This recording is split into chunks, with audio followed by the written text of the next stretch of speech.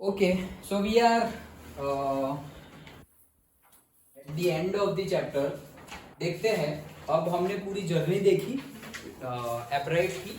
Okay, so in that we have seen कि उसने before schooling starts मतलब LKG okay kindergarten से ले करके कॉलेज तक कैसी कैसी पढ़ाई की और कितना अच्छा अच्छा परफॉर्म किया. हर ग्रेड में क्या क्या उसने अचीवमेंट लिए, उसको रिवॉर्ड्स मिले, कौन कौन सी लेबोरेटरीज में उनको उसको काम करने का मौका मिला, वो सब चीजें हमने देखा. आगे देखते हैं.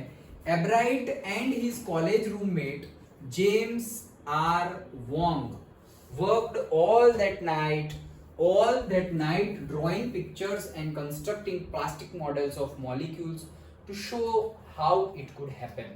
तो वो पूरी की पूरी रात वो और उसके जो मेट्स है वो काम करते रहे और पिक्चर्स ड्रॉ करते रहे कि कैसे ये मॉलिक्यूल्स जो है मतलब दिखाने के लिए प्लास्टिक मॉडल्स ऑफ मॉलिक्यूल्स उन्होंने बनाए सो दैट के पता चले कि कैसे वो हाउ सेल वर्क्स वाली डिस्कवरी कर रहे थे.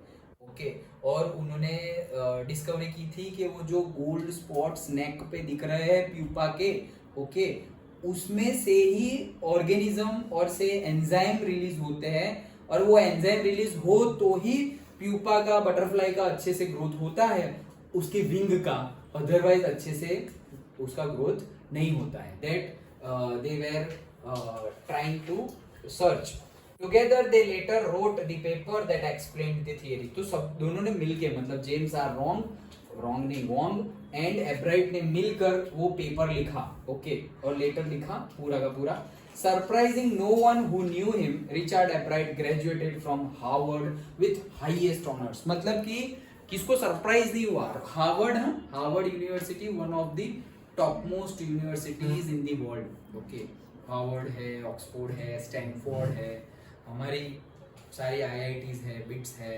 ओके, सो ये वर्ल्ड की फिर भी आईआईटीज एनआईटीज एंड बिट्स उतने हाई लेवल पे नहीं आती बट हाँ रैंकिंग तो आता है. मतलब एवरी ईयर रैंकिंग रिलीज होता है यूनिवर्सिटीज का एवरी ईयर. ओके, कि कौन सी यूनिवर्सिटी टॉप पे है. सो उस हिसाब से देखें तो टॉप 10 में आती है कौन, हार्वर्ड, पूरे के पूरे वर्ल्ड में. Okay, Harvard university. सो किसी को भी सरप्राइज नहीं हुआ कि वो हाईएस्ट ऑनर मतलब से you can say gold medal से हाईएस्ट ऑनर ओके मतलब सबसे ज्यादा distinction, first class with distinction, gold medalist, उनके साथ वो पास आउट हुए, ग्रेजुएट हुए second in his class of 1510. तो भाई 1510 में वो कौन से थे, सेकंड थे. इतने बड़े क्लास में वो सेकंड नंबर पे थे और वो क्लास भी कोई छोटी मोटी यूनिवर्सिटी का नहीं, हार्वर्ड का क्लास था. Okay, Ebright went on to become a graduate student researcher at Harvard Medical School. तो अब ग्रेजुएट तो हो गए, अब ग्रेजुएट होने के बाद अब रिसर्चर बनने के लिए हार्वर्ड की ही मेडिकल स्कूल में उन्होंने ग्रेजुएशन के बाद एंट्री ली. There he began doing experiments to test his theory. तो जैसे ही तुम कभी भी कोई रिसर्च पेपर, कोई साइंटिफिक थिंग तुम फाइंड करो, इन्वेंट करो, तो उसके लिए तुम्हें सपोर्ट प्रोवाइड करना पड़ेगा. Support can be two ways. You can give experiment कि तुमने जो थियरी बोली उसके बेस पे तुम जो बता रहे हो उसके बेस पे प्रैक्टिकल बताओ, प्रूव करके दिखाओ कि तुम जो बोल रहे हो सही है. अगर एक्सपेरिमेंट नहीं कर सकते then there is another method which is called mathematical modelling. Okay, so mathematical modelling मतलब मैथ्स से प्रूव करो, मैथ्स का यूज करके इंटीग्रेशन, डेरिवेशन, वो सब अभी तुम्हें नहीं आया है, 11th-12th में आएगा. सो मैथ्स से प्रूव करो, मैथ्स का यूज करके ट्रिग्नोमेट्री, इंटीग्रेशन, डेरिवेशन, ये सब का यूज करके प्रूव करो कि जो तुम बोल रहे हो वो थियरी सही है.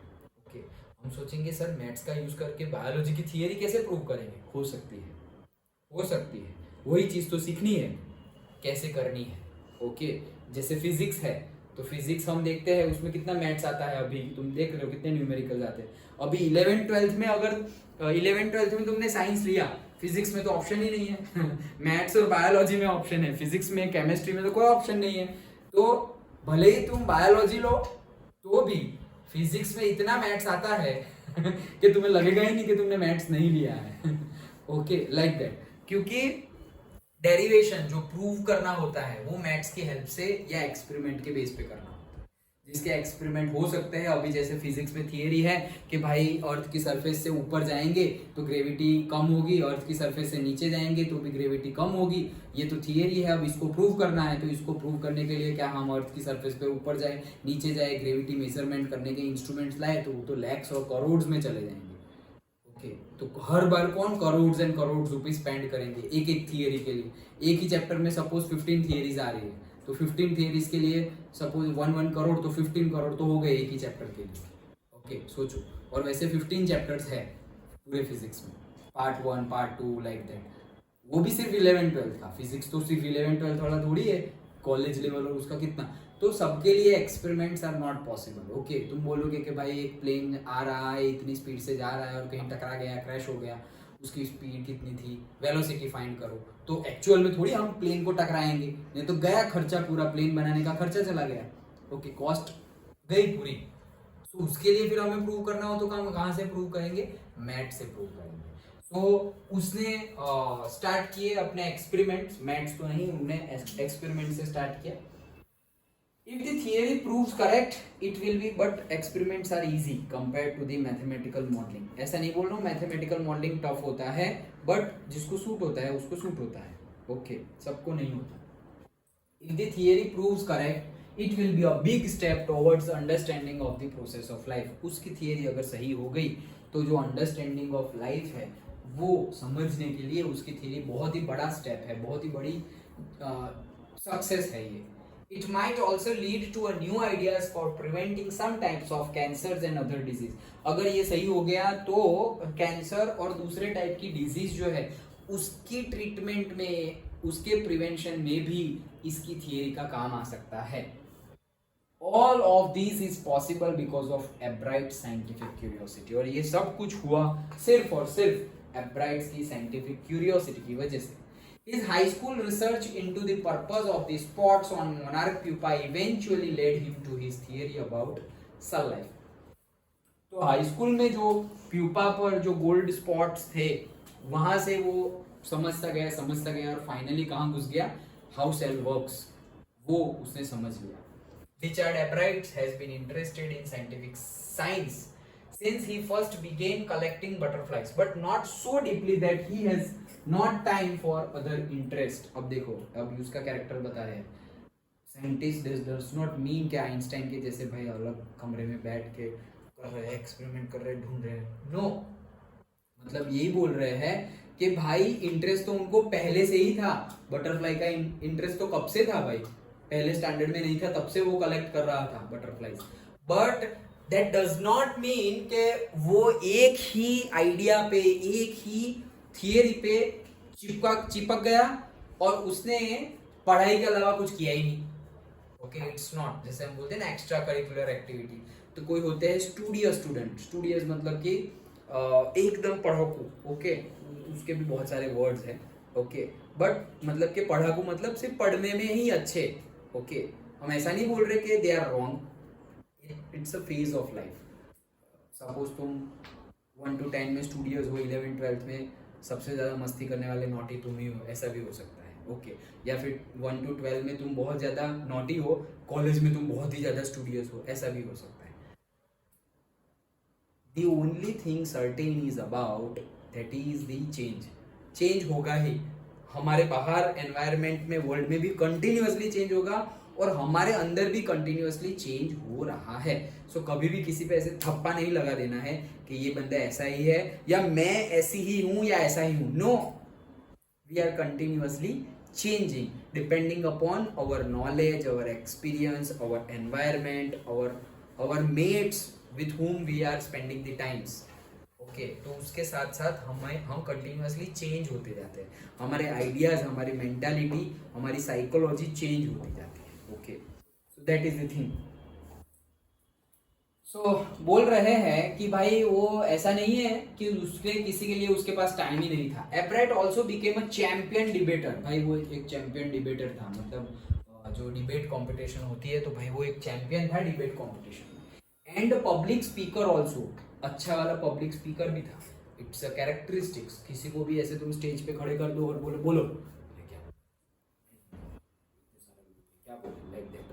ओके, तो सबको ही ऐसा होता है, but once you start okay practice, then वो जो फियर है वो चले जाएगा। ओके जैसे कि मेरा ही एग्जांपल दूं तो मेरे मेरे में भी ऐसे नॉर्मल जैसे होता है वैसा था, और जैसे ही मैं यहाँ तक था, मतलब 25 साल तक था ऐसा समझो, जैसे ही मैं यहाँ गुजरात के बाहर गया, बिट्स पिलानी में गया, तो वहाँ पे मुझे फर्स्ट डे फ्रेशर्स पार्टी थी, वहीं पे ये लो माइक गाओ गाना, oh my God। और मैंने गाना गा दिया। ओके इतना अच्छा भी गाया, और फोटो वोटो और सोशल मीडिया पे भी डाल दिया सब। ओके तो इतना मतलब क्या बोल सकते हैं, फेम मिला, पॉपुलैरिटी मिली पूरी की पूरी यूनिवर्सिटी में कि अरे ये वही है, वो गाना गाया था, वो ये वही है वही है।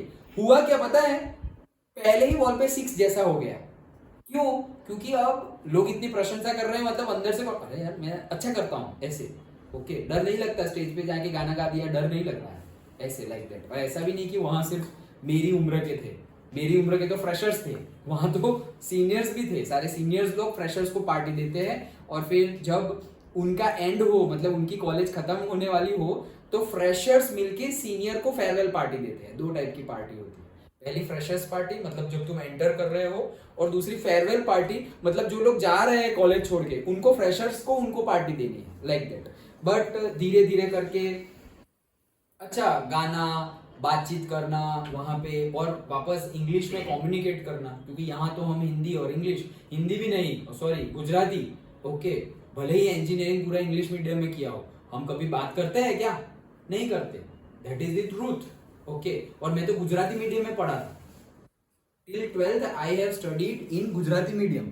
ओके तो मेरे लिए तो और भी ज्यादा टफ था, लेकिन वहां पे सिचुएशन ही ऐसी थी, ना उनको मेरी लैंग्वेज आती है ना मुझे उनकी लैंग्वेज आती है, so common thing is English, उनको भी बोलना ही पड़ेगा और मुझे भी बोलना ही पड़ेगा, सो दैट हेल्प्स, उससे हेल्प मिली और बोले, और धीरे करके फियर चला गया, और ऐसा फियर गया फिर प्रेसिडेंसी में तो मतलब जब कॉलेज खत्म हुई और मास्टर्स के लिए गए, तब तो मतलब ऐसा थॉट भी नहीं है कि भाई मुझे डर लगेगा, तो है क्या डर लगेगा, गए ये वो कर दिया। फिर वहां से आए तो भी यहाँ भी ऐसा ही, पहली बार आए और पहली बार ही नवरात्रि थी ना, तो इतना बड़ा ग्राउंड था वो गैलेक्सी पार्टी प्लॉट, तो लंच टाइम चल रहा था, मतलब वो ब्रेक टाइम चल रहा था, बोले किसी को कुछ शायरी बोलनी हो, किसी को कुछ बोलना हो, गाना गाना हो, तो उसी टाइम पे मैम का और मेरा मतलब एंगेजमेंट टाइप हुआ था, तभी हम मिले थे फर्स्ट टाइम ही, फर्स्ट ही नवरात्रि वहाँ से आने के बाद। तो मैं तो चला गया स्टेज पे, और सब फैमिली वाले बोल रहे हैं ये तो मतलब चिराग जाओ जाओ जाओ, तो मैं तो सही में चला गया, और सब अबे हम मस्ती कर रहे थे, कहाँ जा रहा है तू चले गए, और पूरा मतलब गरबा ग्राउंड पूरा भरा हुआ है, गैलेक्सी पार्टी प्लॉट वो जो रंगीन के पास है ना, वो पूरा भरा हुआ है, वहां पे गाना गा दिया, और वो भी वीडियो सब वायरल कर दे, ये वो सोशल मीडिया पे भी डाल दिया। तो इससे होता क्या है, थोड़ा भी अगर फियर हो ना वो भी निकल जाता है, जब भी तुम ऐसे परफॉर्म करो ना तो थोड़ा भी होगा ना वो भी निकल जाएगा। मैं ऐसा नहीं बोल रहा हूँ कि दूसरी बार कभी फियर नहीं होगा, नहीं होगा, मुझे सिनारियो याद नहीं आ रहा है, लेकिन रिसेंटली मुझे कुछ ऐसा हुआ था, बहुत ज्यादा ऐसे धक धक क्या होगा, केस याद नहीं आ रहा है, बट हुआ था मुझे वो याद है। Okay but once you go into okay that will go, मतलब वो बोलते हैं ना कि व्हेन बहुत ही अच्छा सेंटेंस था एक, when the going gets tough the tough get going, ये आर्मी का सेंटेंस है। कब? जब तुम माउंटेनियरिंग करते हो, जब चढ़ाई करते हो, तो when the going gets tough, मतलब जब तुम जा रहे हो तो बहुत ज्यादा टफ सिचुएशन आ रही है, सो कंटिन्यू रखो, then the tough gets going, अब तुम आगे बढ़ोगे और टफ ही चला जाएगा। Okay so that is the thing. वो भाई अच्छा डिबेटर था, पब्लिक स्पीकर था, and a good canoeist also. वो जो कैनोई है हमारी वो बोट एक वाली दो पर्सन वाली, वो भी अच्छे से वो राइड करता था, and all around outdoor person, भाई बहुत बड़ा आउटडोर पर्सन था, जनरली साइंटिस्ट इंडोर पर्सन होते हैं। ओके कि भाई वही बताया था, वो बुक दे दो, डेट दे दो और कोना दे दो, and then I will do my work like that. तो साइंटिस्ट वैसे ही होते हैं जनरली। ओके बट ये ऐसे नहीं थे। He is also an expert photographer. लो क्या बाकी क्या है फिर उनके लिए, एक्सपर्ट फोटोग्राफर भी है, expert champion debater, expert photographer. It's not कि भाई हाँ थोड़ा बहुत कर लेते हैं, it's not like that. Expert particularly of nature and scientific exhibits, मतलब नेचर की फोटोग्राफी करते हैं और साइंटिफिक एग्जिबिट्स जहाँ पे हो, ओके, एग्जीबिशन जहाँ पे वो सब कुछ दिखाने वाला हो, जैसे जस्ट लाइक साइंस फेयर, तो वहाँ पे वो फोटोग्राफी अच्छे से करते हैं। In high school, Richard Albright was a straight student, मतलब हाई स्कूल में तो भाई पढ़ाई ही हुई है, एकदम स्टूडेंट, ओके, स्ट्रेट स्टूडेंट ऐसे। Because learning was easy, he turned a lot of his energy towards the debating and model United Nations Club का नाम याद रख लेना कि भाई उसकी लर्निंग इजी थी, मतलब 11th-12th की जो एकेडमिक स्टडी थी, वो हाई स्कूल की जो एकेडमिक स्टडी थी वो उसको बहुत ज़्यादा टफ नहीं लगती थी, अच्छे से उसको सब समझ में आ जाता था, और अच्छे से सब समझ में आ रहा है तो अब वो हाँ भाई मेरे पास टाइम है, मतलब भाई जो अच्छे से समझ जाता है, अच्छे से पढ़ लेता है, तो भाई वो सब लोग पढ़ाई कर रहे हैं, वो कुछ और ही में मशगूल है, ओके, कि भाई हाँ लास्ट के दिन में पढ़ लेंगे या लास्ट 10 डेज, लास्ट मंथ में पढ़ लेंगे, तो तब तक क्या कर रहा है, वो कुछ और कर रहा है, ओके, क्यों, क्योंकि वो उसको पता है कि भाई वो कर सकता है इतने दिन में, like that, not applicable to 10th class student, हमें पढ़ाई ही करनी है, ओके, सो हाँ, सो आगे he also found someone to admire, भाई ऐसा कोई था जिसको वो एडमायर करता था, एडमायर करना मतलब से उनको फॉलो करना, उनको मानना, बहुत ज़्यादा रिस्पेक्ट देना, उनके आइडल, एडमायर करना मतलब एक आइडल कि भाई उनके जैसे बनना है, लाइक दैट। कौन थे वो? Richard A Weiherer, okay, so Richard A Weiherer ही सोशल स्टडीज टीचर, तो उसके सोशल स्टडी के टीचर थे ये, जिनको वो बहुत ज्यादा एडमायर करता था, and adviser to both clubs, और ये जो क्लब में था वो मॉडल यूनाइटेड नेशंस और डिबेटिंग वाला क्लब, ओके, वो जो क्लब्स थे वो दोनों क्लब में वो क्या थे, एडवाइजर थे, मतलब just like a guider, okay, तो वो इसलिए वो ज्यादा कांटेक्ट में भी आ रहे थे वेयर से, ऐसा ना, ओके, ठीक है, so mister Verrier was the perfect person for me then, मतलब उस टाइम वो एकदम परफेक्ट पर्सन थे, he opened my mind to new ideas, तो नई नई आइडियाज उनके लिए ओपन की थी उन्होंने। Richard would always give that extra effort, mister Weiherer, okay, said what pleased me was here was this person who put in 3 or 4 hours at night doing debate research besides doing all his research with the butterflies and his other interest। तो भाई ये Richard barrier बोल रहे हैं कि यार ये इतना बढ़िया पर्सन है, इतना बढ़िया स्टूडेंट है ये, कि वो पूरा दिन तो उसकी बटरफ्लाई की स्टडी और उसी में लगा रहता है, और रोज रात को डिबेट के लिए वो रिसर्च करता है कि भाई मुझे डिबेट, चैंपियन डिबेटर था, तो उसके लिए भी भाई तुम सब कुछ करोगे तो कुर्बानी तो देनी पड़ेगी, ओके, त्याग बलिदान तो देना पड़ेगा, तो किस चीज का बलिदान दोगे, जहां जहां टाइम जा रहा है उस चीज का बलिदान देना पड़ेगा, सबसे पहली बार टाइम वेस्ट नहीं करना है, तो भाई टीवी, फोन, सोशल मीडिया, ये वो बातचीत करना, सब कुछ भी नहीं, घूमने जाना, ये वो कुछ नहीं, ये तो हो गया बाहर से। अब अभी भी और टाइम चाहिए तुम्हें, तो फिर तुम्हें अपने ही शेड्यूल में से टाइम निकालना पड़ेगा कि भाई तुम से 1 घंटा ले रहे हो पूरा का पूरा, मतलब वेकअप होने के बाद ब्रश करने में, टॉयलेट जाने में, नहाने में और रेडी होने में, तो वो 1 घंटे का सपोज आधा घंटा कर दो।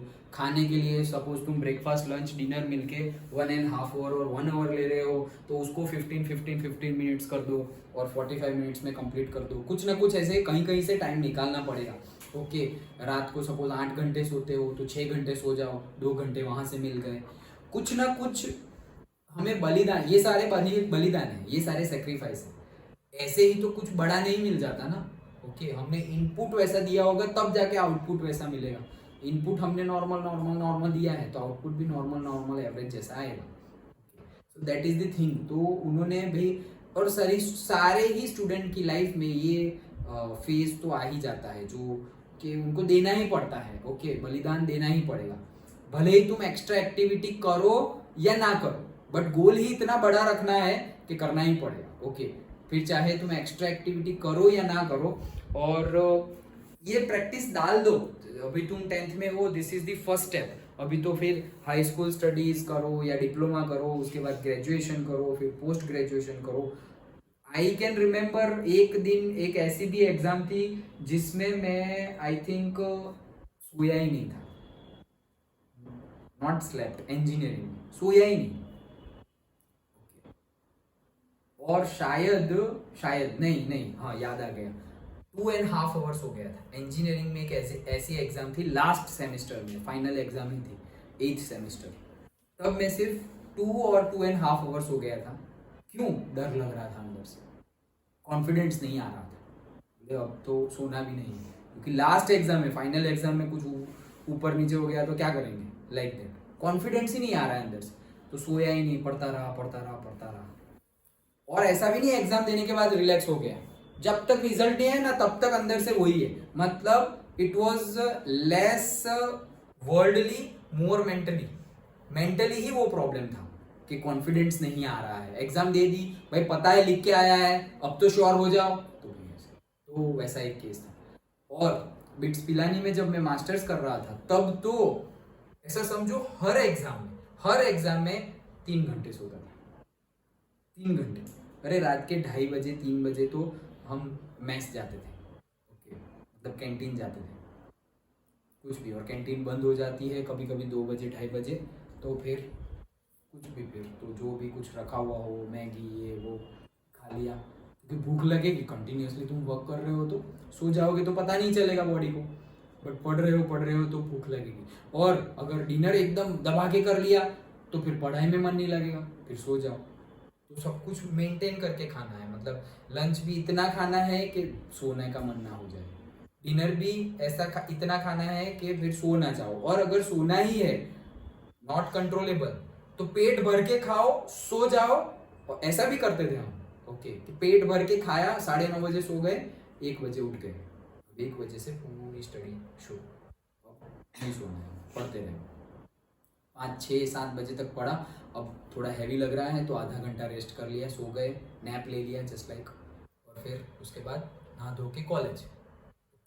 वही टाइम है ना कॉलेज का टाइम, तो कॉलेज में देना पड़ेगा, उसके अलावा जो टाइम है वहां पे हमें कुछ ना कुछ करना पड़ेगा। बट वैसी स्टडी करोगे तब जाके कुछ एक्स्ट्रा ऑर्डिनरी मिलेगा। मैं ऐसा नहीं बोल रहा हूँ कि तुम जानबूझकर मतलब अपनी स्लीप को कम कर दो, that is also not a good option. जो पढ़ा हुआ है ना वो याद रखने के लिए भी बॉडी नीड्स रेस्ट, ओके। सो जाओ, मैं आई सजेस्ट यू 6 आवर्स तक जाओगे तो कोई प्रॉब्लम नहीं, 6 आवर्स तक जाओगे तो प्रॉब्लम नहीं है। 7 से ज़्यादा हो तो अभी कम कर दो, एटलीस्ट फॉर 3 मंथ्स। 7 से ज़्यादा हो तो 7 पे आ जाओ एटलीस्ट, ओके। और आगे बढ़ना हो तो 6 पे आ जाओ। और एकदम तुम एकदम एकदम चैंपियन जैसे बनना चाह रहे हो तो फिर 5 पे जाओ, लेकिन 5 से कम नहीं। और 5 भी कंटिन्यूअसली तुम 2-3 महीने 5, it's not a good choice, okay. Health ही अच्छी नहीं रहेगी, एग्जाम तो दूर की बात है, बीमार हो गए और बीमार नहीं हुआ और याद ही नहीं आ रहा है, तो फिर मीनिंग क्या है भाई पढ़ाई का? हमारा गोल क्या है कि हम अच्छे से एग्जाम दें, और एग्जाम ही अच्छी नहीं जाएगी तो सिर दर्द हो रहा है, इनडाइजेशन हो गया, कुछ ना कुछ बॉडीली प्रॉब्लम हो गए। सो मैं तुम्हें ये सब बता क्यों रहा हूँ कि तुम मोटिवेट हो जाओ कि भाई अगर तुम्हारे पास ऑप्शन नहीं है, पढ़ाई बाकी है, तब करो भाई तुम ऐसा। तब तुम 2 घंटे सो जाओ, 3 घंटे 4 घंटे, तब तो कोई ऑप्शन नहीं है, क्योंकि तुम्हारा बाकी है। बाकी ना हो, रेगुलर हो तुम और अच्छे से स्टडी की हुई है, then have a good sleep and then next day उठ कर रिवीजन करो और फिर एग्जाम देने जाओ। सो आगे देखते हैं। रिचर्ड वॉज कॉम्पिटिटिव, भाई कॉम्पिटिटिव था, mister Weiherer continued but not in a bad sense. वो कॉम्पिटिटिव तो था लेकिन बैड सेंस में नहीं, मतलब वो जेलसी जैसा कॉम्पिटिटिव नहीं, ओके। कंपटीशन भी 2 टाइप की होती है, मतलब कि नहीं बोलते हेल्दी कंपटीशन। हेल्दी कंपटीशन मतलब कि तुम दूसरे के अच्छे मार्क्स आए तो यू आर मोटिवेटेड, ओके, यार अच्छी मेहनत कर रहा है, कर रही है, इतने अच्छे मार्क्स लाए। या फिर सपोज तुम्हें पता है कि तुमसे कम मेहनत हो रही है उसकी, भाई इतने कम मेहनत में भी इतने अच्छे मार्क्स, क्या बात है, मेरा तो इतना लेवल नहीं है, मतलब मुझे लेवल अभी कितना ऊपर लेके जाना है। तो ये हो गया हेल्दी कंपटीशन। तुम अपनी ये जो लाइन है उसको बड़ी करने के लिए दूसरे की लाइन छोटी नहीं कर रहे हो, तुम खुद अपनी लाइन बड़ी करो, लाइक दैट। तुम कभी ऐसा विश मत करो कि उसके मार्क्स कम आए तब जाके मैं फर्स्ट आऊं ना, उसके जितने आ रहे हो उतने आए, मेरे सबसे ज्यादा आए, तो कोई प्रॉब्लम नहीं है, लेकिन मैं ही हूँ सबसे अच्छा सबसे अच्छी, तो वो प्रॉब्लम हो जाएगी। तुम ट्राई करो अपना 100% देने का, और सबसे अच्छा तो है नो कंपटीशन, खुद के साथ कंपटीशन। दूसरों के साथ क्या कंपटीशन करना, वो तो मेहनत करेंगे तो मार्क्स आएंगे, वो मेहनत नहीं करेंगे तो मार्क्स नहीं आएंगे, तो उनका ही फिक्स नहीं है, तो वहाँ कहाँ हम मतलब बैलेंस करने जाए। खुद से बैलेंस करो कि भाई ये चैप्टर में मेरे आउट ऑफ आउट आए तो ये चैप्टर में भी लाने हैं, ये चैप्टर में नहीं आए रीटेस्ट देंगे, आउट ऑफ आउट लेके आएंगे, लाइक दैट। ये टेस्ट में मेरे प्रीवियसली इतने मार्क्स आए थे, खुद के साथ कंपटीशन करो, तो फिर तुम प्रेज करो या जेलसी हो, सब में फायदा ही फायदा है अगर खुद के साथ कंपटीशन की तो। अदरवाइज कंपटीशन की वजह से पढ़ाई के अलावा फिर बाकी सब चीज़ों में हम घुस जाते हैं मेंटली, ओके, जिसकी कोई ज़रूरत नहीं है, उसका कोई फायदा नहीं होगा, नुकसान होगा। तो इससे अच्छा है दूसरों का देखो ही मत, खुद के ऊपर कंसंट्रेट करो, okay. He explained Richard was not interested in winning, देखो Richard was not interested in winning for winning sake और winning to get a prize, मतलब कि सिर्फ जीतने के लिए वो जीतता नहीं था, या फिर जीतने के बाद प्राइज मिलने वाली है इसलिए वो जीतता था, ऐसा भी नहीं है। तो कैसा है, rather he was winning because he wanted to do the best job he could, वो इसलिए जीतता था कि वो जितना भी अच्छा कर सकता है वो अपना 100% दे दे, और वो दे देता था, और उसमें ही वो जीत जाता था। वो किसी और के साथ कंपैरिजन करके जीतता नहीं था कि भाई मुझे इससे आगे बढ़ना है, मुझे इससे ज्यादा मार्क्स लाने हैं, इससे ज्यादा मेहनत करनी है, नो, और मैं ऐसा करूंगा तो मुझे ये रिवॉर्ड्स मिलेगा, मैं भाई टॉपर बन जाऊंगी या बन जाऊंगा, या मुझे ये मिलेगा, मुझे स्कॉलरशिप मिलेगी, ये वो, ऐसा कुछ भी नहीं, नॉट रिजल्ट ओरिएंटेड। वो इसलिए हर बार टॉप आता था क्योंकि वो अपना 100% हर बार देता था, वही है उसका meaning. He was winning because he wanted to do the best job he could, मतलब तुम जितना दे सकते हो, कितना दे सकते हैं 100%, उससे ज्यादा तो दे नहीं सकते, तो 100% दे सकते हो और वो उसने दे दिया, दैट मीन्स दैट्स इट, हो गया भाई, अपना काम खत्म। अब हम जीते या सेकंड आए या मे बी लास्ट भी आए, कोई फर्क नहीं पड़ता, हमने अपना 100% दे दिया है, ओके। तो वैसे ही वो जीतता था, for the right reasons he wants to be the best, मतलब कि राइट रीजंस की वजह से उसको बेस्ट बनना था, अगेन बेस्ट बनना था, इज लाइक कि मैं और अच्छा करूं और अच्छा करूं और अच्छा करूं, like that, okay, not compare to the other people, okay. Otherwise देखो तुम अगर कंपटीशन करोगे ना, there will be always, suppose तुम एज अ स्टूडेंट है तो there will be always students who are far better than you, far better than you. अगर तुम बिजनेसमैन बन गए, there will be always businessman who are more richer than you, मतलब पूरी life काम करोगे, कितना भी खजाना तुम्हें मिल जाए तो भी उनके जितनी वेल्थ तुम नहीं अर्न कर सकते। सबके लिए, अंबानी के लिए भी वैसे है, जो फर्स्ट नंबर पे अभी होगा वो भी हमेशा फर्स्ट रहेगा नहीं कह सकते, हमेशा क्या, एक साल भी कंटिन्यूएशन में बहुत मुश्किल से रह पाते हैं, okay. That is the thing कि भाई तुम दूसरों के साथ कंपैरिजन करनी नहीं है, okay. And that is one of the ingredient in the making of scientist, और ये उसकी बेस्ट देने की, अपना 100% देने की ये जो कैपेबिलिटी थी और जो एफर्ट था, ट्राइंग थी उसकी, ओके, वही था एक best ingredient in the making of scientist. एक मार्क में पूछा जा सकता है क्या भाई इंग्रेडिएंट क्या था, ओके, तो यही ये उसका जो बेस्ट जॉब देने का एफर्ट था, वही एक बेस्ट इंग्रेडिएंट है।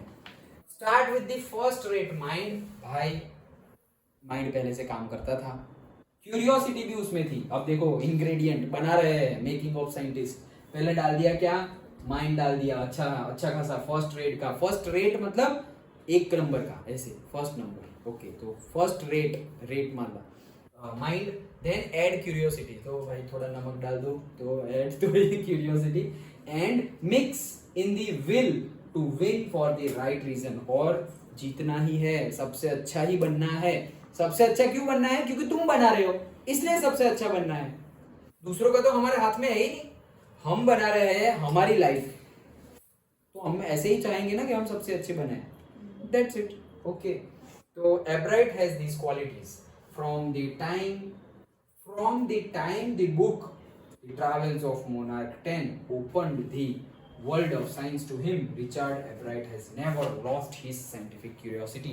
एक बार उसने अपनी क्यूरियोसिटी लूज करने पे आ गया था जब वो बटरफ्लाई इकट्ठा कर रहा था, और उसने अपने होम टाउन रीडिंग के आसपास 25 स्पीसीज कलेक्ट कर ली थी।